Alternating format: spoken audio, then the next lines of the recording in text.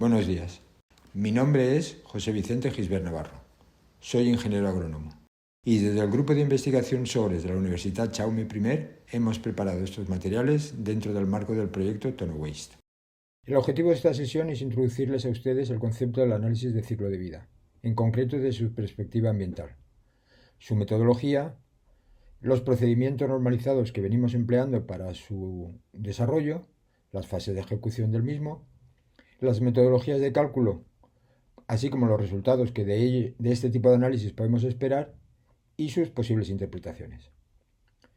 También me gustaría introducirles la terminología asociada a la técnica que vamos a exponerles. Para todo ello, hemos preparado un pequeño ejemplo que confiamos les resulte suficientemente ilustrativo. En primer lugar, ¿qué entendemos por ciclo de vida de un producto o de un servicio en su caso? Por ciclo de vida entendemos simplemente la historia de este producto, desde su origen como materia prima hasta su fin de vida, como residuo. Cada una de las etapas secuenciales e interrelacionadas que han transcurrido desde el instante inicial hasta el instante final constituyen el ciclo de vida. El ciclo de vida de un producto puede ser lineal, puede ser cerrado, como ustedes ya bien saben. La norma que se ocupa de este tipo de análisis es la ISO 14040 y en concreto define ciclo de vida como las etapas consecutivas e interrelacionadas de un sistema de producto, desde la adquisición de la materia prima o de su generación a partir de recursos naturales hasta su disposición final. ¿Para qué nos sirve dentro de este módulo el análisis del ciclo de vida? Nuestra pretensión es conocer cuáles han sido los impactos ambientales asociados a los productos que vamos a producir o que hemos producido, que consumimos, de manera que a lo largo de cada una de estas etapas se van acumulando impactos potenciales que en su conjunto nos van a permitir conocer cuál es el impacto ambiental del producto, insisto, desde su generación hasta su fin de vida. A esta técnica es la que conocemos como el análisis de ciclo de vida. Si nos fijamos exclusivamente en los aspectos ambientales, tenemos un análisis de ciclo de vida desde la perspectiva ambiental. Pudiéramos bien, en lugar de cargar con impactos ambientales, con impactos sociales, entonces tendríamos un análisis de ciclo de vida desde la perspectiva social, o bien simplemente de costes. Podríamos imputarles costes a cada una de estas etapas, de manera que al final lo que tendríamos sería el forfait completo del producto, de esta forma conoceríamos seríamos capaces de ejecutar un análisis de ciclo de vida desde una perspectiva económica. La ISO 14040 introduce el concepto de sistema de producto. Para ilustrar este concepto, les hemos preparado este pequeño ejemplo. El producto que vamos a analizar, objeto del análisis del ciclo de vida, va a ser 1 litro de zumo de naranja embotellado. Como ven, el sistema de producto consta en primer lugar del ciclo de vida del propio producto, que como pueden observar es simplemente las etapas consecutivas e interrelacionadas desde el origen del producto como materia prima hasta su fin de vida como residuo. En este caso, a partir de la materia prima, sufre un proceso de transformación, es decir, la extracción del propio zumo y el tratamiento necesarios para su consumo, el consumo propiamente dicha y por último el tratamiento de los residuos asociados. Faltaría o podría introducirse una etapa intermedia que sería la distribución, pero no es el caso. En este pequeño gráfico pueden observar los flujos de entrada, los flujos intermedios de entrada, que son los inputs necesarios para la correcta ejecución del ciclo de vida. Estos inputs en diferentes etapas nos van a producir flujos de salida. Por último, nosotros hemos definido los límites del sistema a partir de nuestras necesidades, como ya veremos posteriormente, que es lo que pretendemos analizar en nuestro análisis. o qué conclusiones queremos extraer de nuestro análisis, y hemos considerado que la parte de tratamiento de residuos quedaba fuera del análisis. Por eso los límites del sistema se concretan en este cuadrado. Lo que queda fuera del entorno, de los límites del sistema se conoce como entorno del sistema. ¿Qué es lo que dejamos fuera del entorno del sistema en este caso nuestro? Hemos dicho que el producto que vamos a analizar es 1 litro de zumo de naranja natural embotellado. Tenemos como sistemas auxiliares la botella de plástico, la botella de cristal necesaria para su envasado, el tapón de plástico y la etiqueta de papel que va a acompañar al producto.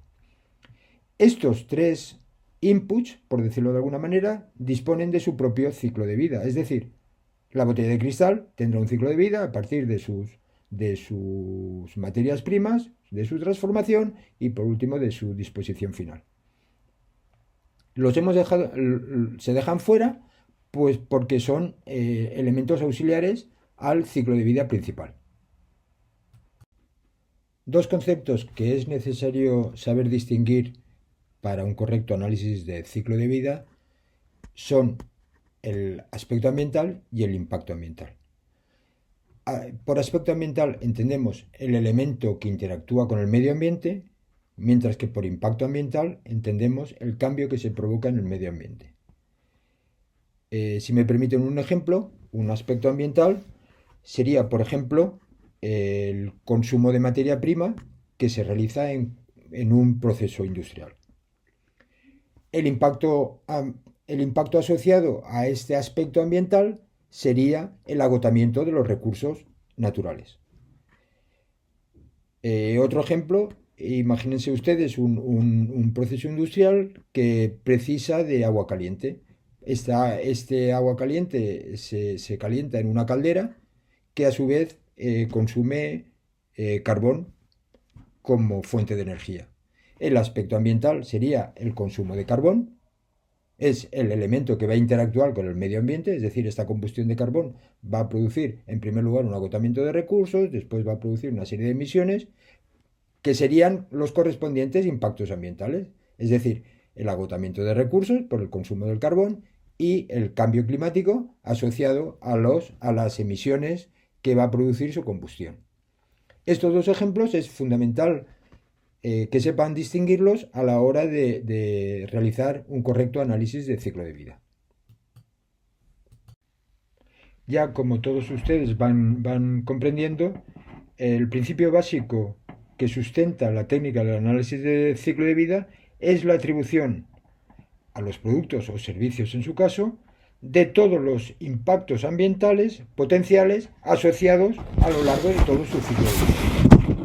El concepto de ciclo de vida lo hemos definido como desde el origen hasta el fin de vida. Materia prima hasta residuo.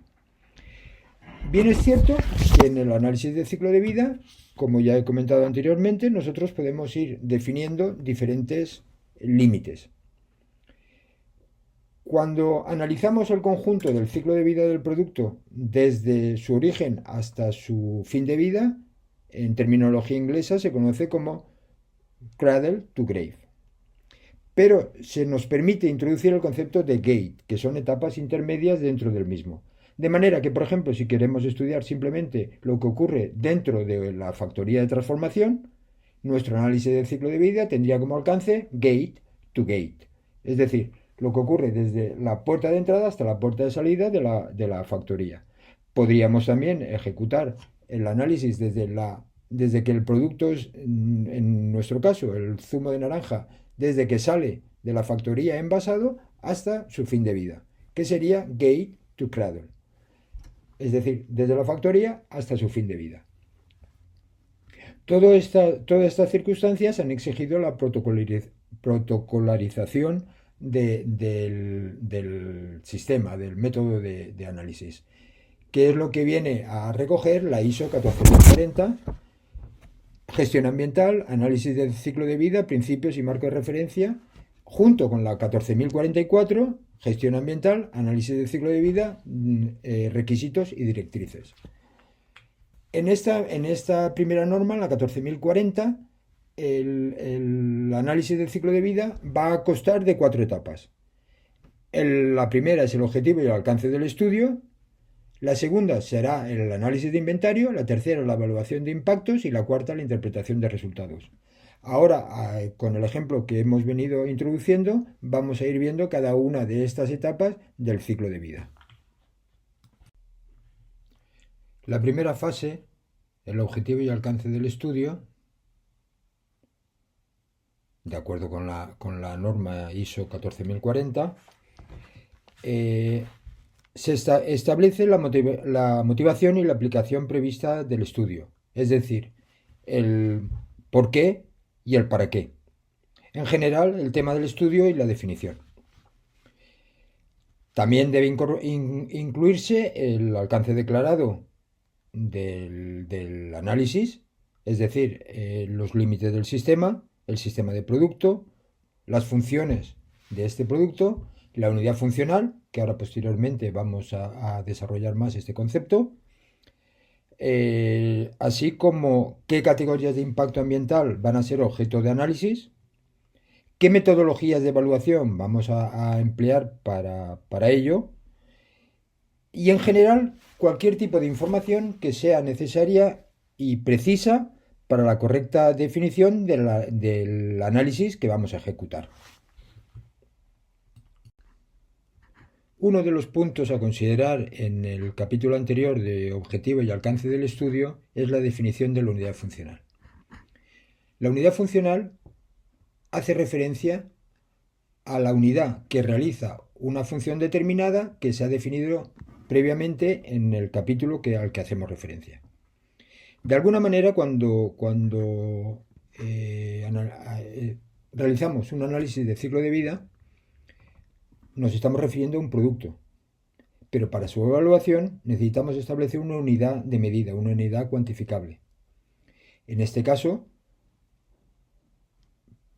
debe no solamente hacer referencia a la cantidad de producto, sino a la función que va a realizar esta cantidad de producto.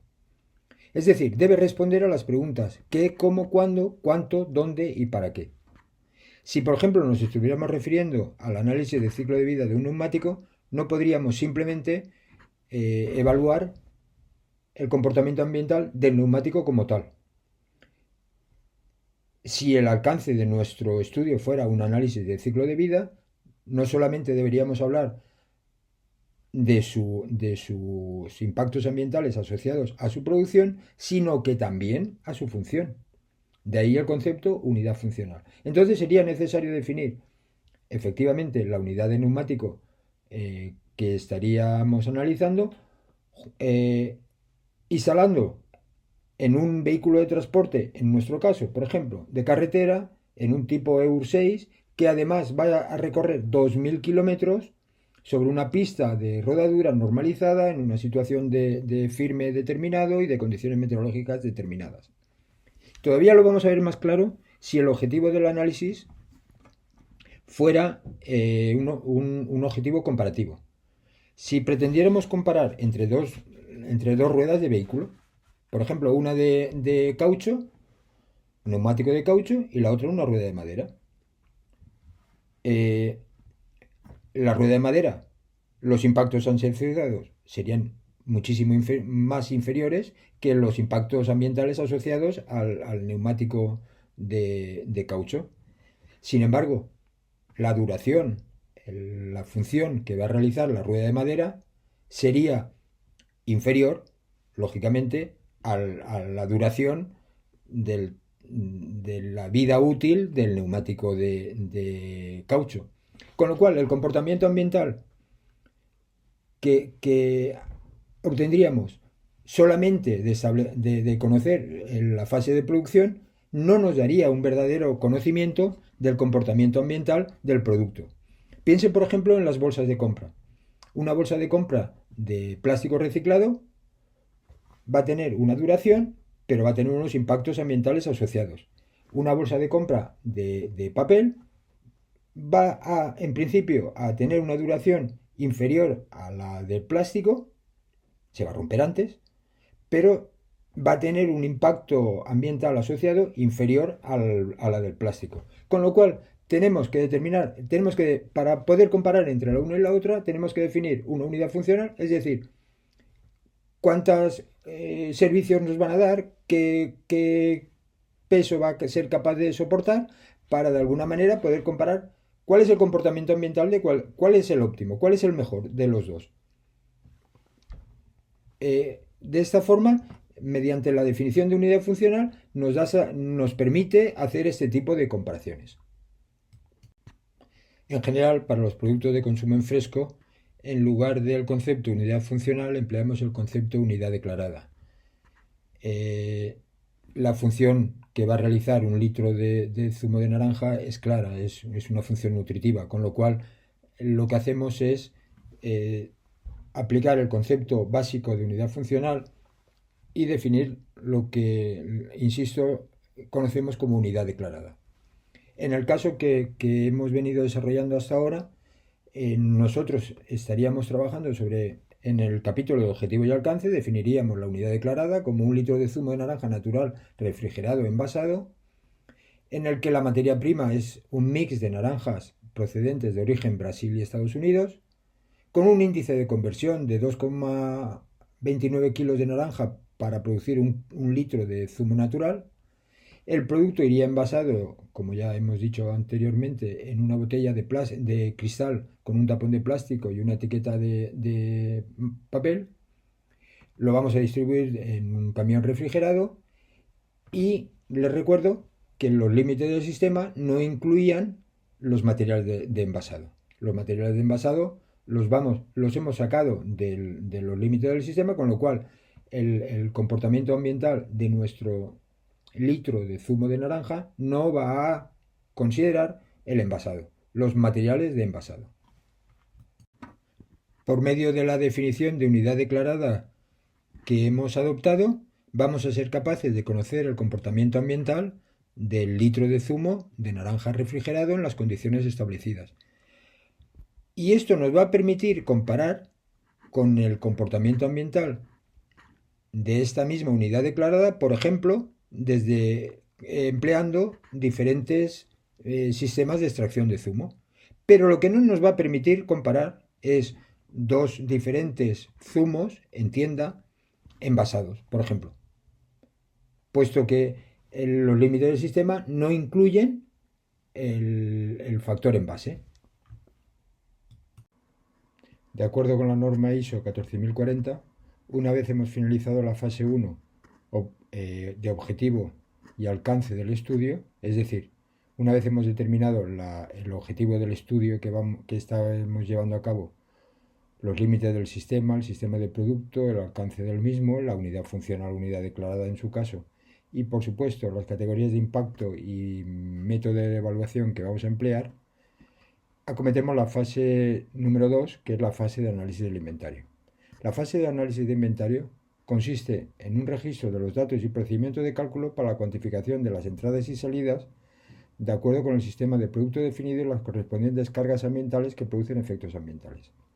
Esto es, lo que se pretende es, para cada una de las cargas ambientales que hemos determinado en nuestra primera fase de objetivo y alcance, entendiendo por carga ambiental las entradas de energía, materias primas, materias auxiliares, las emisiones al aire, los vertidos al agua, los efluentes al medio acuático, los consumos de recursos, en general, cualquier aspecto ambiental.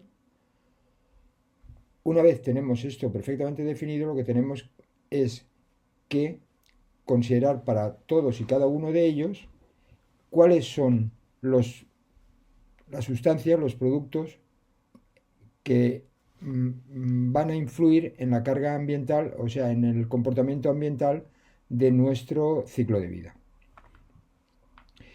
Les hago mención en este momento o referencia a la unidad funcional. Tengan ustedes en cuenta que este inventario ha de ser homogéneo con la unidad funcional que ustedes han definido en el capítulo 1, objetivo y alcance. En nuestro caso, por ejemplo, estamos hablando que nuestra unidad declarada es un litro de zumo de naranja, pero tenemos un factor de conversión que es 2,39 kilos de naranja para producir un litro.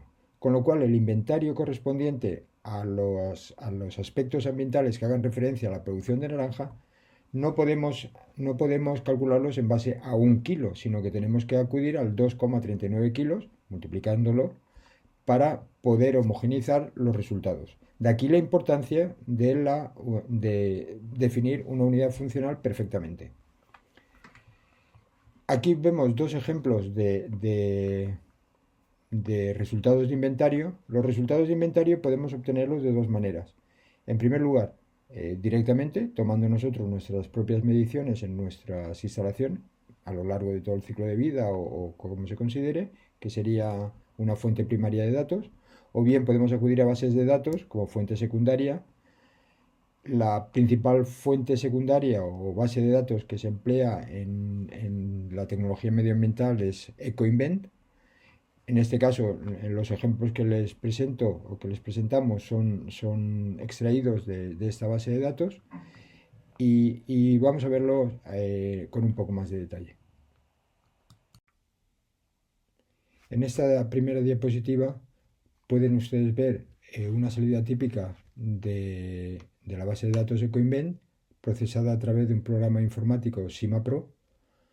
Nos hace mención, como ven ustedes en la columna de su derecha, hace mención a los productos o sustancias químicas producidas o necesarias en la producción de 1 kilo de naranjas frescas. En este caso, se han agrupado a través de las emisiones al aire, por lo que luego vamos a ver, pero podemos o agruparlo por compartimentos o bien tener la salida global.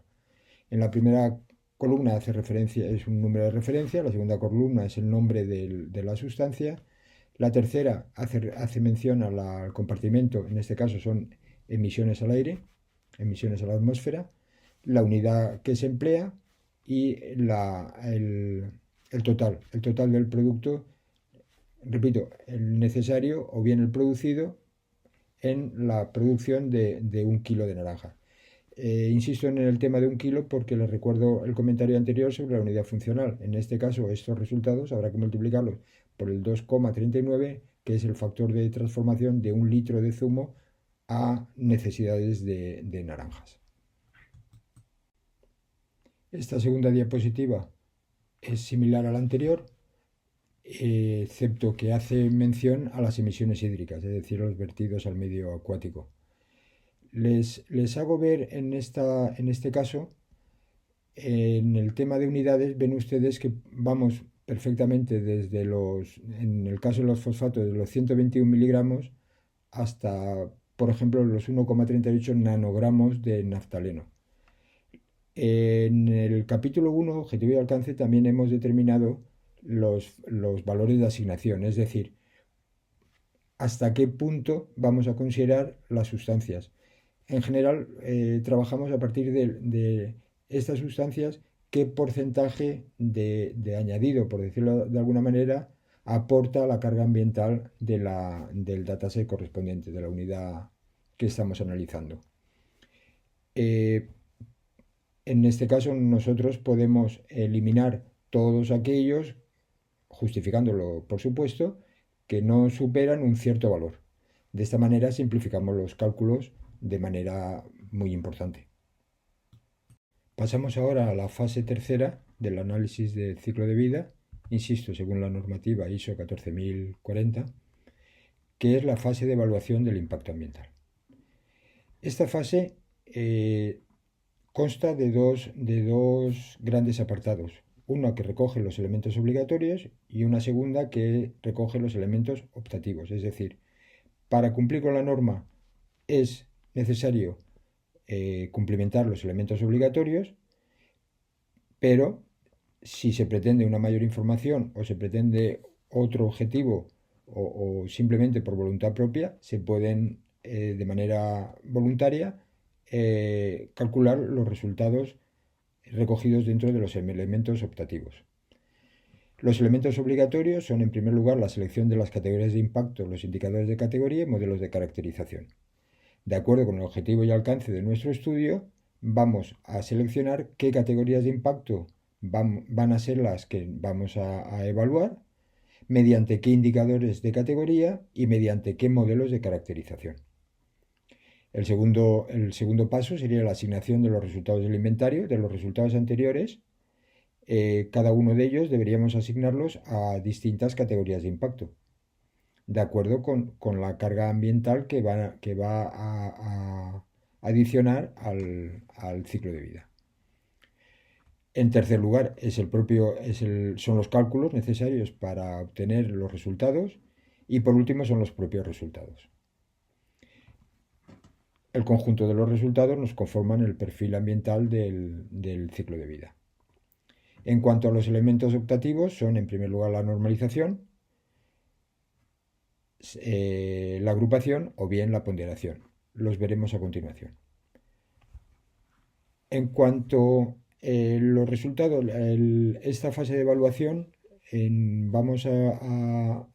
como vamos a seguir con el ejemplo que ya les hemos propuesto, les indico que vamos a emplear el software del programa Sigma Pro de Preconsultant, que dispone de la base EcoInvent incorporada a los propios cálculos.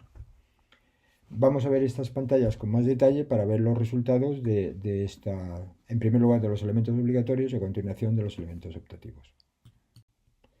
A modo de ejemplo, les presentamos aquí lo que sería el primer punto de los elementos obligatorios de la fase 3 de evaluación del impacto ambiental.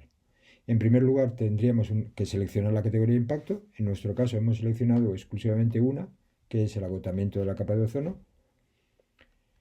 El resultado del inventario sería la cantidad de gases, es decir, qué datos del inventario de la fase segunda, de la fase de análisis de inventario, vamos a adquirir para la evaluación de nuestra categoría de impacto.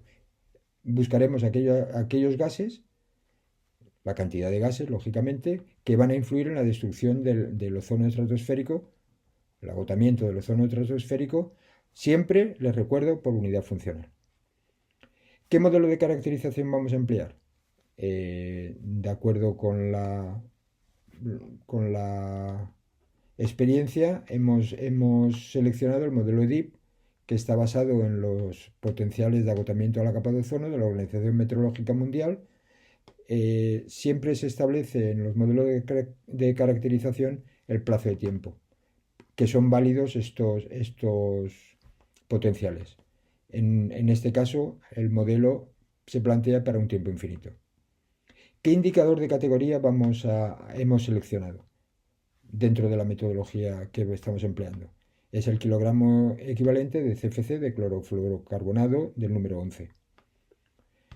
El factor de caracterización que empleamos es el potencial de agotamiento a la capa de ozono para cada uno de los gases, que hemos establecido en el resultado del inventario como que nos van a influir en el agotamiento de la capa de ozono.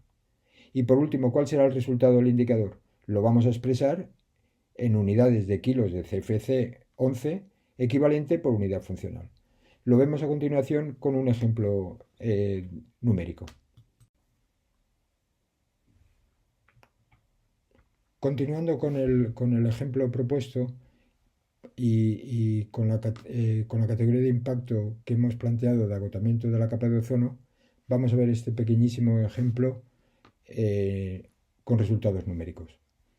Imaginemos que el análisis de inventario, la fase 2 de nuestro análisis de ciclo de vida, nos reporta como resultado los que ustedes ven en la pantalla, en cuanto únicamente hemos dejado 5 gases: el CFC11, el halón 1301, el bromuro de metilo, el dióxido de carbono y el amoníaco.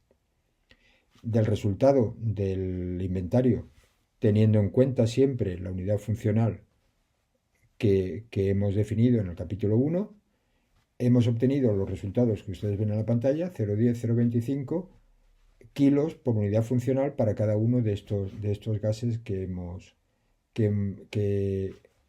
supuesto que es el resultado del inventario. En la columna siguiente les he incluido los potenciales de agotamiento de ozono que ahora vamos a trabajar sobre ellos.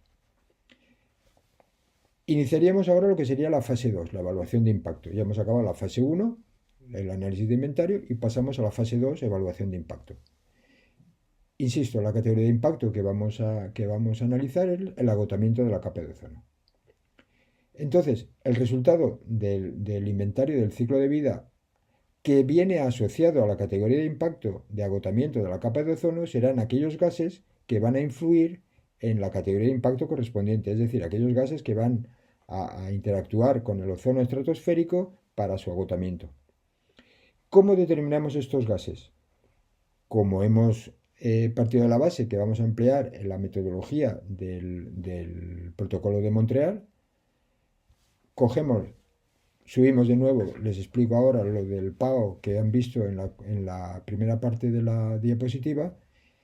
Vemos de la bibliografía, extraemos los potenciales de agotamiento de la capa de ozono para cada uno de los gases que en nuestro caso son objeto de inventario, y vemos que, por ejemplo, para el CFC, que es la base del potencial de agotamiento de ozono, es el 1, para el halón es 10, para el bromuro de metilo es 0,8, para el dióxido de carbono es 0 y para el amoníaco es 0. Es decir, estos gases no van a actuar, no tienen influencia sobre la categoría de impacto del agotamiento de la capa de ozono estratosférico. Por tanto, volvemos de nuevo al resultado de los cálculos para la categoría de impacto. De las emisiones eliminamos aquellas que no van a tener influencia sobre la categoría de impacto que nosotros estamos estudiando. En este caso es el dióxido de carbono y el amoníaco. Se corresponden a 0, es decir, no tienen ninguna influencia sobre la categoría de impacto estudiada. El modelo de evaluación, ya lo hemos visto anteriormente, es el EDIP. Indicador de categoría va a ser el potencial de agotamiento de la capa de ozono estratosférico. Factores de caracterización son los potenciales de agotamiento de la capa de ozono. Me extiendo un poco más en este concepto. Lo que vamos a hacer es homogeneizar los resultados a una única base.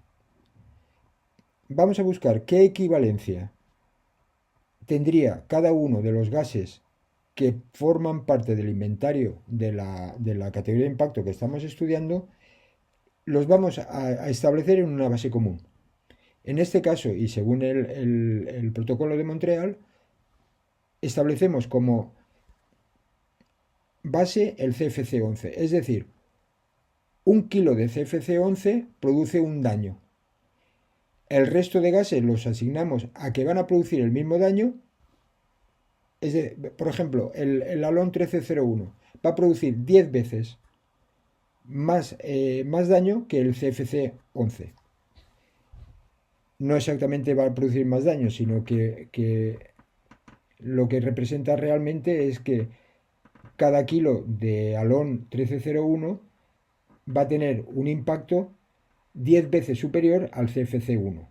Como nuestra base de equivalencia es el CFC11, por cada kilo de halón 1301 que emitamos o que conste en nuestro inventario, vamos a multiplicarlo por 10 para tener todo en base CFC11. Es decir, al final lo que vamos a hacer es conseguir el dato en kilos equivalentes de CFC11, que sería el siguiente paso, que es el cálculo. Al final lo que hacemos es el sumatorio de los PAOs, de los potenciales de agotamiento de cada uno de los gases de nuestro inventario, multiplicado por la cantidad. En este caso, multiplicaríamos los 0,10 kilos de CFC11 por 1, porque es la base, los 0,25 kilos de halón 1301 por 10, porque es su factor de homogeneización, su factor de equivalencia, y los 2,98 de bromuro de metilo por los 0,6, que sería su factor de equivalencia. Y al final lo que conseguimos es que nuestro inventario lo hemos traducido a nuestra unidad funcional siempre, y nos resulta que equivale a 4,41 kilos de CFC11 equivalente por unidad funcional. Es decir, todo el inventario lo hemos reducido a una única unidad, que es kilos de CFC11 equivalente. De esta manera tenemos un dato comparable con otros productos o otros ciclos de vida o otros, lo que nos interese comparar en esta ocasión. Nosotros ahora sabemos que por cada unidad funcional de producto estudiado nos va a emitir, el inventario nos informa que nos va a emitir 4,41 kilos de CFC11 a la atmósfera. Si estos cálculos anteriores los repetimos, los realizamos para cada una de las categorías de impacto, en este caso estamos empleando el método de evaluación Environmental Footprint, que es la huella ambiental que propugna la Comisión Europea para sus cálculos medioambientales. Consta de 16 categorías de impacto, que son las que figuran en la columna de la izquierda. Entonces este sería el resultado que obtendríamos del procesamiento de los datos en el SIMAPRO, en el programa que ya les he comentado, SIMAPRO. En las columnas, cada una de las columnas sería cada uno de los elementos necesarios para producir, en este caso, 1 kilo de naranjas. Estos datos luego tendríamos que multiplicarlos por 2,39 para poder asimilarlos al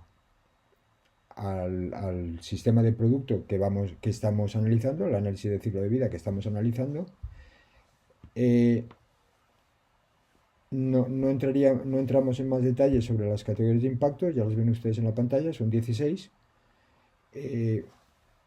Simplemente, si observan la capa la línea del agotamiento de la capa de ozono, los resultados que ahí hemos obtenido se han obtenido mediante el procedimiento de cálculo que hemos visto anteriormente.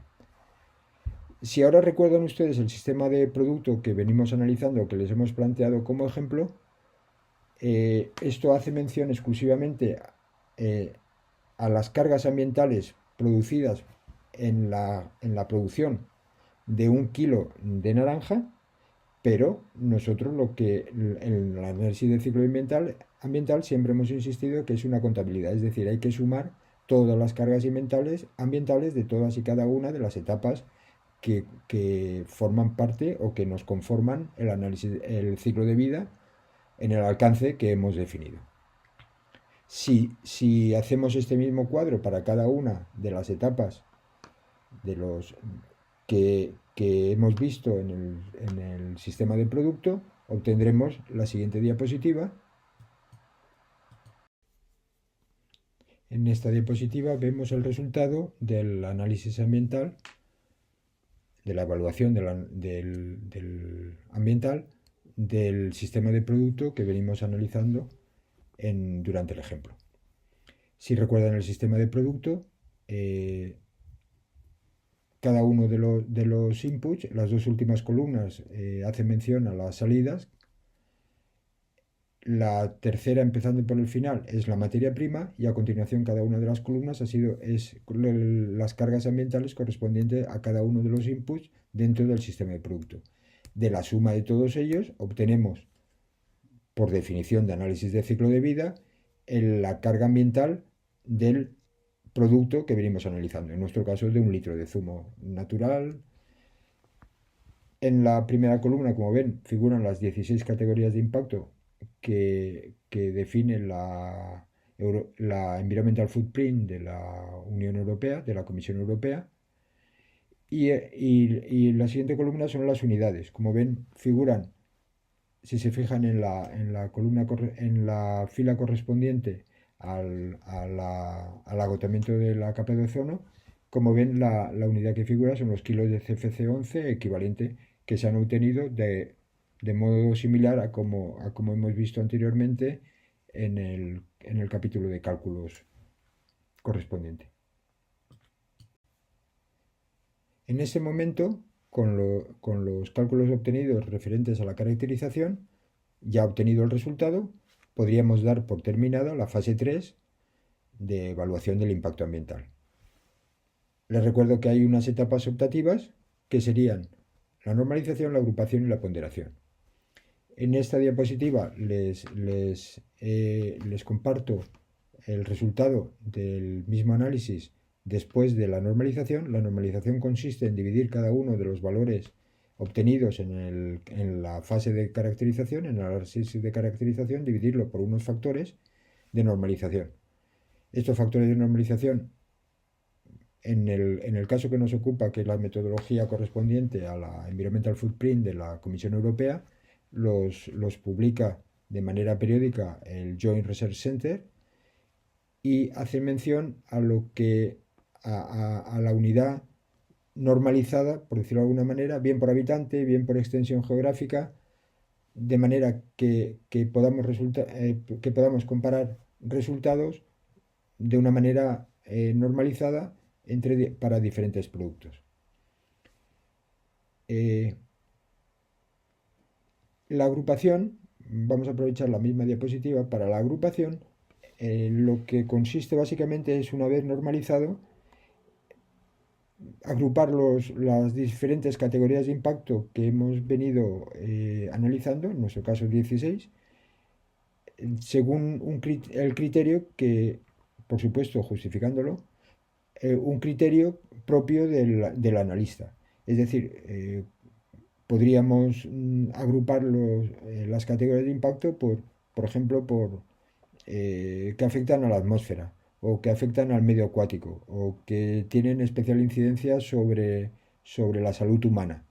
Esta sería la posibilidad optativa que se entiende por agrupación. Por último, la ponderación, como último factor optativo dentro de la metodología propia de la ISO 14040. La ponderación lo que representa, en primer lugar, hay que tener en cuenta que está basado en juicios de valor. ¿Por qué? Porque lo que hace es darle una importancia relativa a cada una de las categorías de impacto. Es decir, ¿cuánto más importante es el agotamiento de la capa de ozono frente al cambio climático? ¿O qué aportación a un teórico 100 tendría el agotamiento de la capa de ozono frente a la aportación de cualquiera de las 16 categorías de impacto? Esto es lo que recoge la ponderación. ¿Cómo se obtiene? Dividiendo el resultado obtenido por un factor de ponderación, es decir, el 20% de toda la carga ambiental de las 16 categorías hay que asignárselas al cambio climático. Sería de alguna manera muy resumida la filosofía que sustenta la información correspondiente a la ponderación, a la fase de ponderación. Mientras que la normalización son valores adimensionales, la ponderación los expresamos en micropuntos generalmente.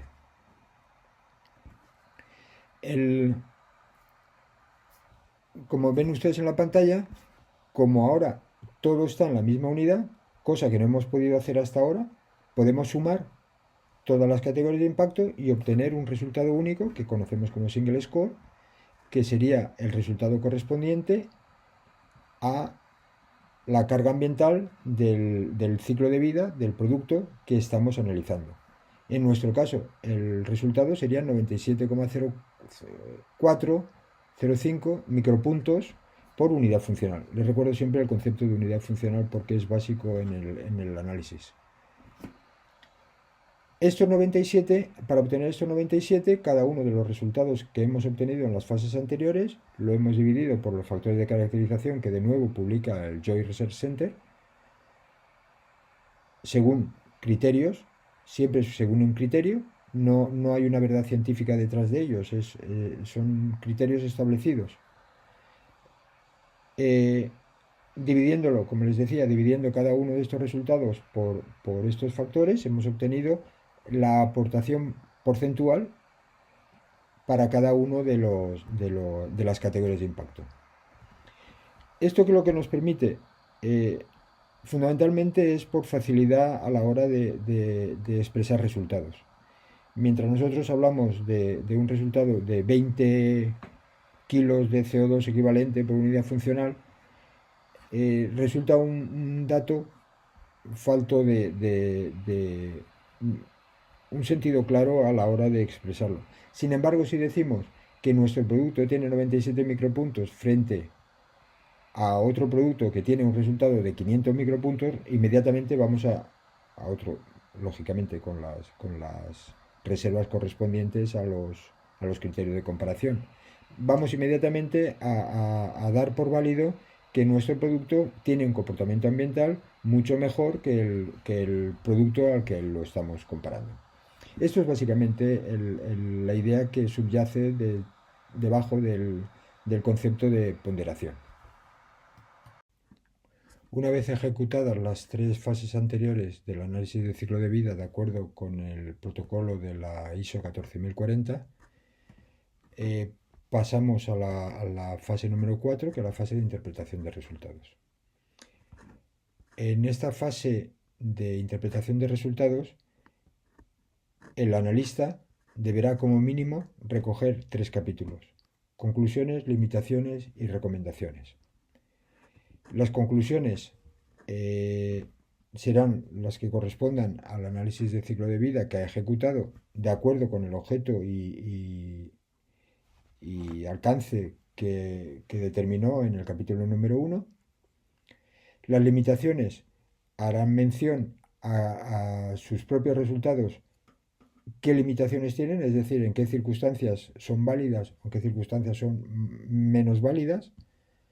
Y por último, establece el capítulo de recomendaciones. Es fundamental que el analista incluya un capítulo de recomendaciones dentro de su informe. Estas recomendaciones harán mención, lógicamente, a la mejora en cuanto al comportamiento ambiental del producto analizado. En el caso del programa SIMAPRO, que es el que hemos venido utilizando durante todo el ejemplo, nos permite obtener este tipo de gráficos que ven ustedes en la pantalla. Es un gráfico tipo árbol en el cual cada uno de los inputs de las fases del análisis del ciclo de vida se une mediante grafo. La importancia que es relativa en cuanto a carga ambiental de cada una de las etapas se observa según el grosor del grafo. En este caso vemos claramente que el grafo correspondiente a la salida al procesamiento de naranjas de origen Brasil es el que sobresale sobre el resto. Este tipo de gráficos ayuda al analista a buscar esas conclusiones y poder establecer esas recomendaciones. En este caso, pues, por ejemplo, podría centrarse en el estudio de esta etapa, de este input, este procesamiento de naranja de origen Brasil, y ver por qué o de qué manera puede reducir esta carga ambiental. Con esto finalizamos. Muchas gracias a todos por su atención.